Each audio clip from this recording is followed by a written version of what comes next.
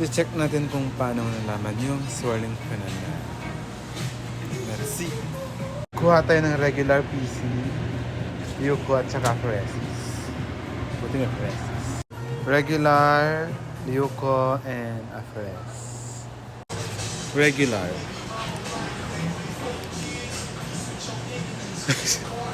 Nakikita niyo ba? Parang siyang glitch.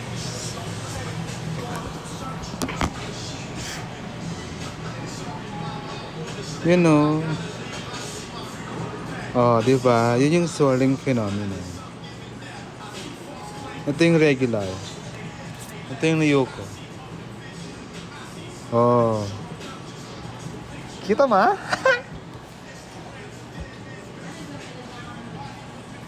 O, diba? Yung swirling phenomenon. Ito yung Phresis. Afres.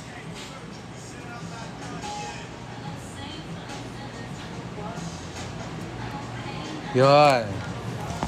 Nakita nyo na yung swirling phenomenon. Paano ba yung tamang class? Phenomenon o phenomenon? Phenomenon. Yun, nakita nyo na. So, ang swirling phenomenon ay para makita yung quality ng platelet. Yun yung isa sa nagbe-base.